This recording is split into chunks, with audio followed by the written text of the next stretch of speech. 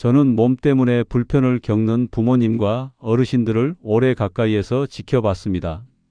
그분들이 생활 습관만 조금 바꿨을 뿐인데도 몸이 달라지는 모습을 직접 봤습니다. 오늘 이야기에서 제가 드릴 조언 몇 가지는 약도 아니고 어려운 방법도 아닙니다. 부엌에서, 잠자리에서, 그리고 하루의 작은 습관에서 충분히 시작할 수 있는 일입니다. 혹시 오늘도 새벽에 두세 번씩 깨셨나요? 잠들기는 어렵지 않은데 자다가 자꾸 눈이 떠지시나요? 그렇다면 이 이야기 꼭 끝까지 들어보셨으면 좋겠습니다. 저처럼 사랑하는 가족이 있는 분이라면 더더욱요. 오늘 이 시간이 여러분의 밤을 조금이라도 편안하게 만들어 드릴 수 있기를 진심으로 바랍니다. 저도 예전에 부모님과 함께 살 때 밤마다 자꾸 화장실을 왔다 갔다 하시는 걸 보면서 이건 나이 들어서 당연한 거구나 라고 생각했었습니다. 그런데 어느 순간 너무 잦아지니까 마음속에서 불안함이 올라오더라고요. 이게 정말 단순한 문제가 맞나 싶었습니다. 밤에 깨는 게 한두 번이면 괜찮은데 3번, 4번이 되면 아침에 피곤이 풀리지 않으시잖아요. 낮에도 졸리시고 기운이 없으시고요. 나중에 공부하고 자료를 찾아보면서 알게 된 건 이게 꼭 방광 때문이 아니라 몸의 전체적인 염증과 혈관 상태 때문일 수 있다는 것입니다. 몸에서 나오는 작은 신호들을 우리가 노화라고 단순하게 묶어서 놓칠 때가 많더라고요. 실제로 방광 검사를 해도 아무 문제가 없다는 분들이 많습니다. 그런데도 밤에는 자꾸 깨시죠. 이게 바로 몸이 보내는 다른 신호일 수 있다는 겁니다. 제가 아는 73세 정혜수 어르신도 그랬습니다. 처음 그분을 만났을 때 모든 검사는 정상이었는데도 밤에 4번씩 깨신다고 하셨어요. 병원에서는 특별한 이상이 없다고만 하니까 그분은 이제 나이가 들어서 그런가 보다 하고 체념하고 계셨습니다. 하지만 자세히 이야기를 나눠보니 낮에 무릎도 자주 붓고 손발도 차가우시고 몸 여기저기가 뻐근하다고 하시더라고요. 이건 단순히 방광만의 문제가 아니라 몸 전체에 염증이 쌓여 있다는 신호였던 겁니다. 그래서 그분께 생활 습관을 조금씩 바꿔보시라고 권해드렸습니다. 저녁 식사 시간을 조금 앞당기시고 짠 음식을 줄이시고 물 마시는 시간을 조절하시고 가벼운 스트레칭을 해보시라고요. 처음엔 반신반의 하셨습니다. 이런 걸로 뭐가 달라지겠냐고요. 그런데 2주쯤 지나니까 밤에 깨는 횟수가 4번에서 2번으로 줄었습니다. 한 달쯤 지나니까 한 번만 깨시게 됐고요. 그분이 저한테 전화하셔서 말씀하시더라고요. 아침에 일어났을 때 몸이 이렇게 가볍기는 처음이라고요. 그때 느꼈습니다. 몸이 보내는 신호를 그냥 무시하면 안 되겠구나. 나이 때문이야 라는 말 뒤에는 종종 진짜 원인이 숨어 있다는 걸요. 우리 몸은 참 똑똑합니다. 어딘가 문제가 있으면 반드시 알려주거든요. 다만 우리가 그 신호를 제대로 알아채지 못하는 경우가 많을 뿐이죠. 여러분도 혹시 이런 경험 있으신가요? 검사는 정상인데 밤에 자꾸 깨시나요? 그렇다면 한번 생각해 보세요. 이게 정말 방광만의 문제인지 아니면 몸 전체가 보내는 신호인지를요. 오늘부터라도 이렇게 해보세요. 밤에 자주 깨는 게 정말 방광 때문인지 아니면 다른 원인이 있는지 스스로에게 한번 질문해 보는 겁니다. 그 질문 하나가 시작점이 될 수 있어요. 몸의 신호에 귀 기울이는 것만으로도 절반은 해결한 겁니다. 많은 분들이 밤에 깨기 싫어서 저녁에 물을 거의 안 마십니다. 제가 알고 지내는 박영자 어르신도 그랬어요. 물만 마시면 잠 못 자니까 아예 안 마신다고요. 저녁 6시 이후로는 입술이 바짝바짝 마를 정도로 물을 참으신다고 하셨습니다. 그런데 이상하게도 물을 안 마시는데도 밤에는 여전히 두세 번씩 깨신다는 거예요. 왜 그럴까요? 이게 참 아이러니한 일입니다. 몸은 탈수 상태가 되면 오히려 끈적한 혈액을 묽게 만들기 위해 소변을 만들어냅니다. 물이 부족하니까 몸이 비상 상태가 되는 거죠. 그러면 신장이 더 열심히 일하게 되고 소변이 더 자주 만들어집니다. 이게 아이러니하게도 밤에 더 자주 깨게 만드는 원인이 된다는 걸 아시나요? 게다가 탈수 상태에서는 혈액이 걸쭉해지니까 심장도 더 힘들게 일하고 혈압도 오르기 쉽습니다. 박영자 어르신 이야기를 좀 더 해드릴까? 그분은 70세이신데 정말 물을 극도로 아끼셨습니다. 아침에 한 잔, 점심에 한 잔, 그리고 저녁은 거의 안 드셨어요. 하루 물 섭취량이 500ml도 안 됐을 겁니다. 그런데 밤에는 3번씩 깨시고 낮에는 늘 입이 마르고 피부도 건조하고 변비도 심하셨습니다. 혈압약도 드시는데 혈압이 잘 안 잡힌다고 하셨어요. 그래서 제가 한번 실험을 해보시라고 권해드렸습니다. 저녁에 물을 안 마시는 게 아니라 자기 1시간 전에 미지근한 물을 한 잔만 천천히 마셔보시라고요. 찬물이 아니라 따뜻한 물도 아니고 딱 미지근한 정도로요. 처음엔 그분이 말도 안 된다고 하셨습니다. 물을 마시면 당연히 더 자주 깰 텐데 뭔 소리냐고요. 그런데 막상 해보니까 신기한 일이 벌어졌습니다. 첫날은 여전히 3번 깨셨는데 사흘째부터는 2번으로 줄었습니다. 일주일쯤 지나니까 한 번만 깨시게 됐어요. 2주 후에 저한테 전화하셔서 깜짝 놀랐다고 하셨습니다. 물을 더 마시는데 오히려 덜 깬다고요. 게다가 낮에 입도 덜 마르고 피부도 좋아진 것 같다고 하셨어요. 변비도 많이 나아지셨고요. 이게 바로 몸의 원리입니다. 물을 적절하게 마시면 혈액이 묽어지고 신장이 편안하게 일할 수 있습니다. 그러면 소변도 정상적으로 만들어지고 밤에 갑자기 소변이 쏟아지는 일도 줄어듭니다. 반대로 물을 너무 안 마시면 몸이 비상 상태가 되어서 오히려 밤에 더 자주 깨게 되는 거죠. 핵심은 물을 마시지 않는 게 아니라 언제 어떻게 마시느냐입니다. 찬물 대신 미지근한 물을 자는 직전이 아니라 잠들기 1시간 전에 천천히 마시는 겁니다. 그러면 몸이 그 물을 충분히 흡수할 시간이 생기고 방광에 갑자기 쏟아지는 일도 없습니다. 여러분도 혹시 물이 두려워서 참고 계시진 않으신가요? 오늘 밤에도 물이 걱정된다면 이렇게 해보세요. 당장 줄이는 게 아니라 시간과 온도를 조절해 본다. 그 작은 변화가 밤을 바꿀 수 있습니다. 몸은 우리가 생각하는 것보다 훨씬 더 정직하게 반응합니다. 대부분의 어르신은 소금에 대한 두려움이 있습니다. 짜게 먹으면 혈압 오른다는 말을 평생 들으셨으니까요. 그래서 아예 소금을 극단적으로 피하는 경우가 많습니다. 국도 거의 간 안 한 것만 드시고 반찬도 싱겁게만 드시고 김치도 덜 짠 것만 찾으시고요. 건강을 위해서 당연히 그래야 한다고 믿으시는 겁니다. 하지만 소금이 몸에 필요한 역할도 있습니다. 수분을 잡아주고 혈액을 순환시키고 전해질 균형을 잡아주는 중요한 미네랄이죠. 우리 몸의 모든 세포는 나트륨이라는 성분이 있어야 제대로 일합니다. 근육이 움직이는 것도 신경이 신호를 전달하는 것도 다 나트륨 덕분입니다. 이게 너무 부족하면 몸이 불안정해지고 오히려 밤소변이 늘어날 수 있습니다. 제가 아는 76세 이말순 할머니도 저염식을 너무 철저히 하셨습니다. 딸이 건강을 챙겨준다고 소금을 거의 안 넣고 요리를 해주셨거든요. 그런데 그분은 몸이 항상 건조하셨고 다리가 자주 붓고 밤에 깨는 일도 반복됐습니다. 손발도 자주 저리고 기운도 없으셨어요. 혈압은 정상인데 왜 이렇게 몸이 안 좋은지 모르겠다고 하셨습니다. 자세히 여쭤보니까 하루 소금 섭취량이 2g도 안 됐을 것 같았습니다. 성인의 하루 권장량이 5g 정도인데 그분은 그것의 절반도 안 드시는 거죠. 물론 짜게 먹는 건 안 좋습니다. 하지만 너무 안 먹는 것도 문제가 됩니다. 특히 나이가 드시면 신장 기능이 약해지는데 소금이 너무 부족하면 전해질 불균형이 생기고 그게 밤소변이나 다리 부종으로 나타날 수 있습니다. 그래서 그분 딸분과 상의해서 식사에 아주 약간의 소금만 다시 추가했습니다.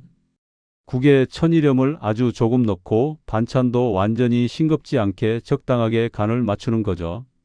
그렇게 2주쯤 지나니까 그분 몸 상태가 눈에 띄게 개선됐습니다. 다리가 덜 붓고 손발 저림도 줄었고 밤에 깨는 횟수도 줄었습니다. 무엇보다 기운이 생기셨어요. 한 달쯤 지나서 병원에서 혈액 검사를 했는데 전해질 수치가 정상으로 돌아왔다고 하셨습니다. 의사 선생님도 신기해 하시더랍니다. 특별히 약을 바꾼 것도 없는데 수치가 좋아졌다고요? 그분은 그때 깨달으셨습니다. 소금을 무조건 피하는 게 능사가 아니라 적절하게 먹는 게 중요하다는 걸요. 결국 중요한 건 너무 많이도 너무 적게도 먹지 않고 균형을 찾는 것입니다. 지나친 공포는 몸을 더 힘들게 만들 수 있어요.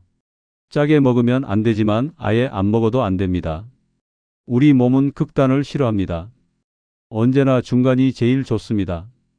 여러분도 혹시 소금을 너무 무서워하고 계신 건 아닌가요? 오늘부터는 소금을 완전히 제거가 아니라 적절히 유지로 바꿔보세요. 몸은 균형을 좋아하는 곳이니까요. 천일염이나 죽염 같은 좋은 소금을 아주 조금씩만 사용해 보세요. 그 작은 변화가 몸의 균형을 되찾아 줄 수 있습니다. 어떤 분들은 소금과 물만으로도 큰 도움을 받지만 어떤 분들에게는 조금 더 필요할 때가 있습니다. 바로 레몬이죠. 레몬이라고 하면 그냥 새콤한 과일 정도로만 생각하시는 분들이 많은데 사실 레몬은 우리 몸에 정말 좋은 일을 많이 합니다. 레몬은 혈액을 맑게 하는 구연산과 비타민C가 풍부해서 혈관 안쪽에 붙어 있는 찌꺼기나 염증을 정리해주는 역할을 합니다. 소금이 수분을 잡아주고 레몬은 그 수분이 잘 순환하도록 돕는 거죠. 마치 소금이 길을 만들면 레몬이 그 길을 깨끗하게 청소하는 것과 비슷합니다. 제가 아는 67세 최명자님은 다리 쥐 때문에 밤마다 자다가 소리내서 놀랄 정도였습니다. 처음엔 그냥 나이 들어서 그런가 보다 하고 넘어가셨는데 점점 심해지더니 나중엔 하루에 두세 번씩 다리에 쥐가 나셨어요. 밤에 자다가 깨는 건 물론이고 낮에 걷다가도 갑자기 다리가 굳어서 한참 주물러야 했습니다. 병원에 가니까 칼슘이나 마그네슘 부족일 수 있다고 해서 영양제도 먹어보셨는데 별 차이가 없었습니다. 혈액순환이 안 좋다고 해서 혈액순환 약도 먹어보셨는데 역시 그대로였어요. 그분은 점점 지쳐가셨습니다. 밤에 제대로 못 자니까 낮에도 피곤하고 외출하는 것도 두렵고요. 그때 제가 한 가지를 권해드렸습니다. 자기 전에 미지근한 물 한 컵에 천일염을 아주 조금 넣고 레몬 한 조각을 넣어서 천천히 마셔보시라고요. 레몬은 통째로 짜는 게 아니라 얇게 썬 한 조각 정도면 충분합니다. 그분은 처음엔 이게 무슨 도움이 되겠냐고 하셨지만 그래도 한번 해보시겠다고 하셨습니다. 놀라운 일이 벌어졌습니다. 첫날은 여전히 다리 쥐가 났는데 사흘째부터는 강도가 약해지더랍니다. 일주일쯤 지나니까 밤에 쥐 나는 횟수가 절반으로 줄었고 2주쯤 지나니까 거의 사라졌다고 하셨어요. 한 달 후에는 완전히 없어졌습니다. 밤에 깨는 횟수도 3번에서 1번으로 줄었고요. 그분이 저한테 물어보셨습니다. 이게 대체 무슨 원리냐고요? 제가 설명해 드렸죠. 소금이 전해질 균형을 맞춰주고 레몬의 구연산이 혈액순환을 도와주면서 근육의 산소와 영양분이 잘 전달되는 거라고요. 다리 쥐는 대부분 근육에 산소와 미네랄이 부족할 때 나타나는데 이 두 가지가 합쳐지니까 그 문제가 해결된 겁니다. 더 신기한 건 그분이 아침에 일어났을 때 몸이 가볍다고 하셨습니다. 얼굴 부기도 덜하고 손발도 따뜻하고 화장실도 덜 가게 됐다고요. 이건 약이 아니라 자연을 활용하는 방식입니다. 몸 안에서 균형이 맞춰지도록 돕는 것이죠. 물론 모든 분께 똑같이 효과가 있는 건 아닙니다. 사람마다 몸 상태가 다르니까요. 하지만 적어도 해롭지는 않습니다. 천연 재료이고 몸에 필요한 성분들이니까요. 한번 시도해 볼 만한 가치는 충분합니다. 가능하다면 오늘 밤 이렇게 해보세요. 미지근한 물에 좋은 소금 아주 조금 그리고 레몬 한 조각을 넣어서 천천히 마셔보는 겁니다. 작은 한 잔이 몸의 리듬을 바꾸는 시작이 될 수 있어요. 몸은 작은 관심에도 크게 반응합니다. 밤에 자주 깨면 아침이 무겁고 하루가 피곤합니다. 낮에는 졸리고 외출이 줄고 말수가 줄고 표정까지 어두워집니다. 저도 부모님이 그러셨을 때 가장 안타까웠던 게 바로 그 부분이었습니다. 몸이 힘드시니까 마음까지 힘들어지시는 거요. 웃음이 줄어들고 의욕도 사라지고 그냥 하루하루를 버티기만 하시는 것처럼 보였습니다. 하지만 숙면이 돌아오면 모든 게 달라집니다. 피로가 줄고 기억력이 좋아지고 아침에 눈이 맑아지고 손발이 따뜻해집니다. 사실 우리가 필요한 건 약이 아니라 이런 회복의 시간입니다. 잠은 단순히 쉬는 시간이 아닙니다. 몸이 스스로를 고치고 정비하는 시간입니다. 낮 동안 쌓인 피로를 풀고 손상된 세포를 복구하고 내일을 준비하는 시간이죠. 제가 아는 71세 노성호 어르신은 밤마다 깨는 습관 때문에 낮에도 늘 침대에서만 계셨습니다. 일어나도 기운이 없어서 소파에 앉아 계시거나 다시 누우시거나 그러셨어요. 가족들이 산책이라도 나가자고 하면 피곤하다고 거절하셨습니다. 밥도 제대로 안 드시고 TV만 멍하니 보시고 표정도 늘 어두우셨습니다. 그분 가족들이 정말 걱정이 많으셨습니다. 이러다가 치매라도 오는 거 아닌가 싶으셨대요. 병원에서는 특별한 문제가 없다고만 하니까 답답하기만 하고요. 그런데 그분도 잠 습관을 바꾸기 시작하셨습니다. 저녁 식사 시간을 앞당기고 물 마시는 시간을 조절하고 자기 전에 미지근한 물에 소금과 레몬을 넣어서 마시고 방 온도도 적절하게 맞추시고요. 처음 2주는 큰 변화가 없었습니다. 여전히 밤에 두세 번씩 깨셨어요. 그런데 3주째 접어들면서 조금씩 달라지기 시작했습니다. 밤에 깨는 횟수가 한 번으로 줄었고 아침에 일어났을 때 개운하다고 느끼셨대요. 한 달쯤 지나니까 아예 밤새 한 번도 안 깨고 주무시는 날도 생겼습니다. 그러자 놀라운 일들이 연쇄적으로 일어났습니다. 아침에 일어나서 스스로 커피를 타서 드시고 신문도 읽으시고 창문도 여시더랍니다.